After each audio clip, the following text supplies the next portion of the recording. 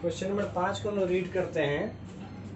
Question में क्या कह रहा है कि एक घनाकार ब्लॉक के एक फलक को अंदर की ओर से काटा जाता है, ठीक है, और एक अर्धगोलाकार गड्ढा को उसमें इससे फिट किया जा रहा है कि दोनों का व्यास बराबर हो। शेष मुझे ठोस अपरिचित विज्ञात है। देखिए सवाल में क्या रहा है कि आपके पास एक घन है,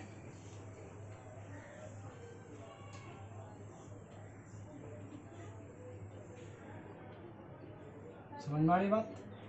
आपके पास एक घन है और इस घन में एक कटोरा को उल्टा सीट कर दिया गया है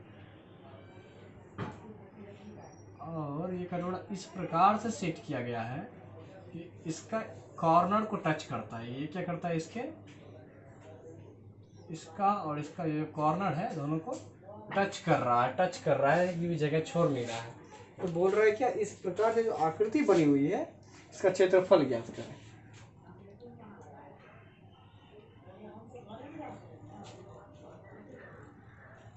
ठीक है, तो अब देखिए सवाल में कुछ भी नहीं दिया गया है इसका, तो आप मान सकते हैं, मान लीजिए यहाँ से यहाँ तक की लंबाई को आप क्या मानेंगे, एल मान लें, लेंथ के कारण एल मान लें ना, या आप ए मान लीजिए, वाई एक्स मान लीजिए, वाई मान लीजिए, कोई प्रॉब्लम नहीं है।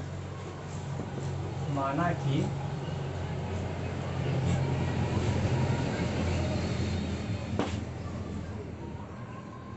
कि आकृति कौन सी है, घन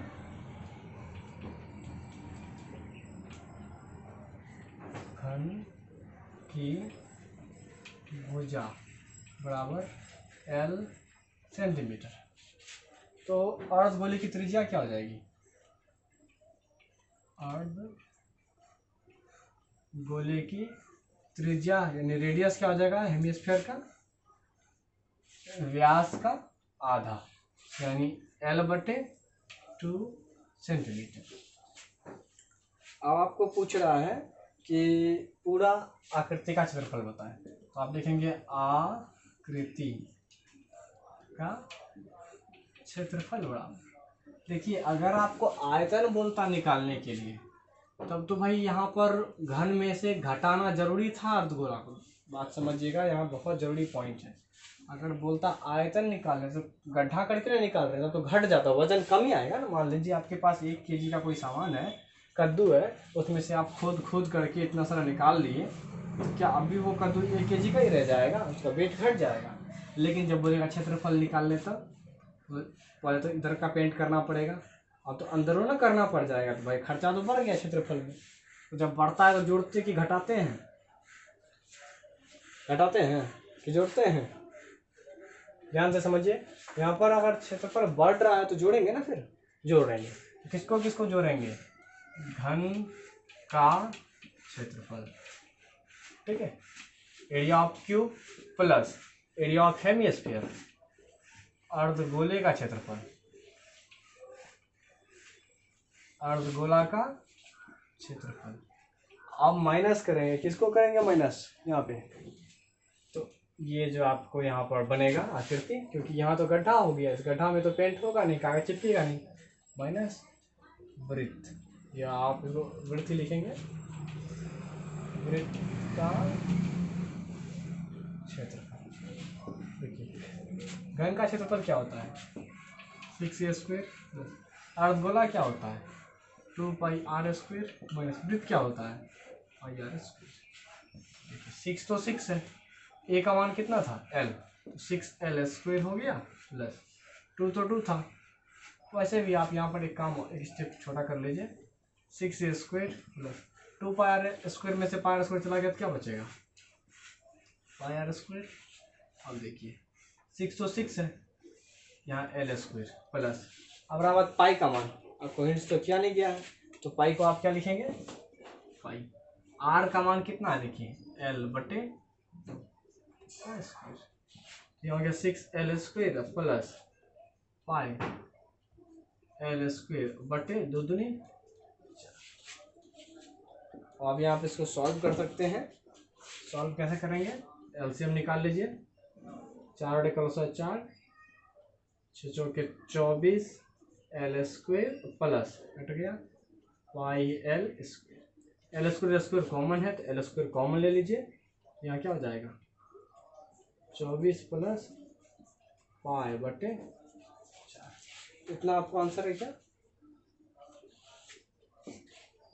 जैसा ही आंसर होगा या ऐसे हो सकता है एल स्क्वायर बटे 4, यहाँ 24 प्लस पाई, इतना सेंटीमीटर स्क्वायर ले लीजिए।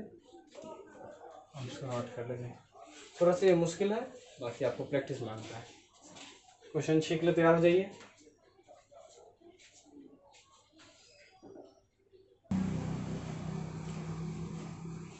नंबर के क्वेश्चन को आप देखिए और ध्यान रखिएगा, ये क्वेश्चन आपके लिए बहुत ज़्यादा ज़रूरी है, आप इसको फाइनल कर लें, ठीक है। कैप्सूल वाला सवाल है, देखिए। तो दवाई का एक कैप्सूल है, एक बेलन में अर्ध, अच्छा आपको पता है कैप्सूल का इमेज कैसा होता है दिखने में? ऐसा होता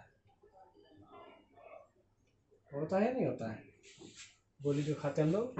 अब आप इसको यहाँ इरेज करिए और यहाँ इरेज करिए, आपको कुछ दिख रहा है? क्या दिख रहा है? कैसा लग रहा है दिखने में? ऐसा लग रहा है यहाँ एक बेलन है और दो अर्धगोला दोनों साइड से चिपक रहे हैं, इसमें नहीं लग रहा? यहाँ बेलन और दोनों अर्धगोला नहीं लग रहा है? ये लग रहा है, ठीक। अब देखिए सवाल में कह रहा है कि कैप्सूल की कुल लंबाई कितनी है? 14 mm है। कुल लंबाई कितनी है? 14 मिलीमीटर। और इसका व्यास कितना है? 5 mm। कोई प्रॉब्लम है यहाँ पे? ठीक है, तो देखिए आप लिखेंगे कैसे इसको, प्रश्नानुसार गोले की त्रिज्या क्या हो जाएगी? गोले की त्रिज्या क्या हो जाएगी? 5/2 यानी 2.5 mm। तो एक बात तो क्लियर हो गया कि अगर टोटल गोली 14 mm का है तो 2.5 mm इधर से घट जाएगा, गोली तो अर्धगोला इधर भी है, इधर से भी 2.5 mm हट जाएगा, है ना? तो बेलन की लंबाई निकल जाएगी, इसलिए बेलन की लंबाई, कुल लंबाई है 14 माइनस 2.5 इधर से 2.5 इधर से, 2.5 जोड़कर कितने हो गए? तो आ गया कितना? 9 mm। अब कैप्सूल का क्या निकालने बोल रहे हैं? क्षेत्रफल बोल रहा निकालने है। तो कैप्सूल का क्षेत्रफल कैसे निकलेगा? कैप्सूल का क्षेत्रफल, कैप्सूल का क्षेत्रफल कैसे निकलेगा? बेलन का क्षेत्रफल, बेलन का क्षेत्रफल प्लस एक अर्धगोला ये, एक अर्धगोला ये, तो दो अर्धगोले जब आपस में जुड़ जाते हैं तो गोला बन जाता है। तो आप लिख दीजिए डायरेक्ट गोला का क्षेत्रफल, या लिख दीजिए दो अर्धगोला का, मतलब 2 गुना अर्धगोला का क्षेत्रफल, ऐसा ही है। तो आप लिख सकते हैं 2 गुना अर्धगोला का, मतलब क्या करें आप, क्या लिख सकते, दोनों लिख सकते हैं आप, ठीक है। अर्धगोला प्लस अर्धगोला, पूर्ण गोला का क्षेत्रफल लिख सकते हैं, या 2 गुना अर्धगोला का क्षेत्रफल, दोनों का फॉर्मूला एक ही है। तो बेलन का क्षेत्रफल क्या होता है? 2πr/h प्लस अर्धगोला का क्या हो जाएगा? 2 × 2πr² यानी कि 4πr²। अब देखिए 2 इधर भी है, इधर भी छिप होगा, 2 कॉमन हो जाएगा। आगे देखिए पाई दोनों साइड है तो पाई कॉमन हो गया, r जैसा ही है तो r कॉमन हो गया, तो यहाँ क्या बच गया? h प्लस यहाँ बच गया 2r। अब वैल्यू पुट कर सकते हैं आप यहाँ पे, 2 को 2 लिखेंगे इंटू पाई का वैल्यू हिंस किया है, नहीं किया है, क्या लिखेंगे? 22/7 गुना r का वैल्यू 2.5, h का वैल्यू 9 प्लस 2 × 2.5, 2 × 2.5,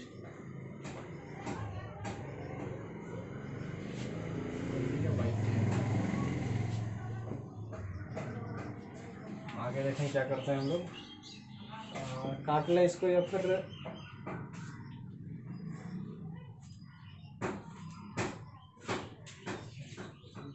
तो क्या हो गया यहाँ पे 22/44 गुना 25/10 गुना 2.5 दूनी 5, 5 और 9 14/1। 7 से 14 कट गया 2 बार में, 2 से ये कट जाएगा 5 बार में, 5 से ये कट जाएगा 5 बार में, तो हो जाएगा 4 5 20 हासिल, तो 4 5 20 220 मिलीमीटर स्क्वायर। आप कितना आंसर है क्या देख लीजिए, ठीक है, इसको नोट कर लीजिए।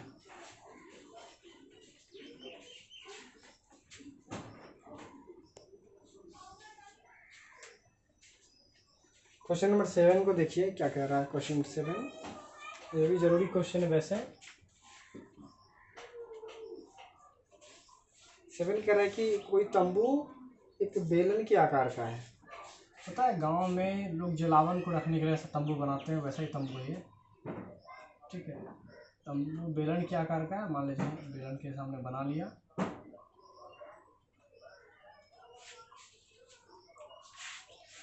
उस पर एक शंकु आरोपित है,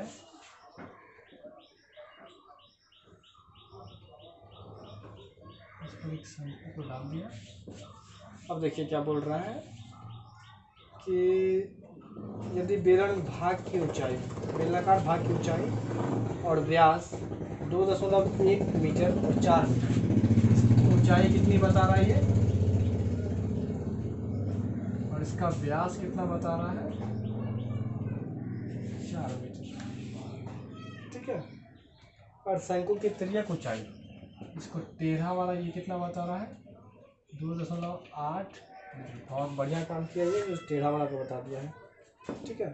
अब देखिए और क्या बोल रहा है आपको कैनवास बनवाना है इस पर, और कैनवास का खर्चा है 500 रुपया प्रति मीटर स्क्वायर।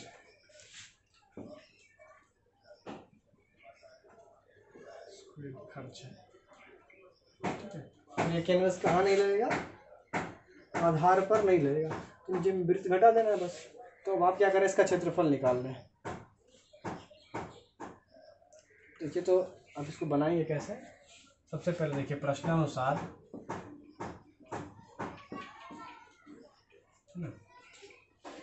क्या हो जाएगा, त्रिज्या क्या हो जाएगी, बेलन की त्रिज्या, बेलन की त्रिज्या क्या हो जाएगी, यहाँ पे 4 है, 4 का आधा 4/2 कितना हो गया 2 मीटर हो गया, ठीक है। बेलन की ऊंचाई, बेलन की ऊंचाई बराबर 2.1 मीटर।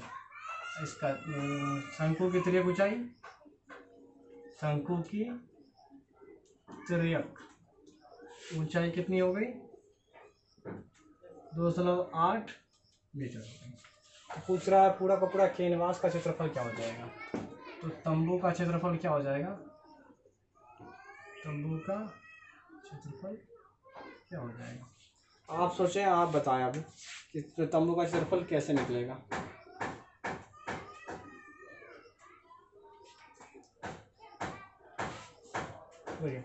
तो सबसे पहले हम लोग क्या करते हैं, बेलन के ना तो ऊपर वाले को लेते हैं ना नीचे वाले को लेते हैं, तो खाली रह जाएगा इसे ना। तो हम लोग क्या लिखेंगे, बेलन का वक्र पृष्ठ क्षेत्रफल, बेलन का वक्र ना, कब सरफेस एरिया सी से वक्र पृष्ठीय क्षेत्रफल।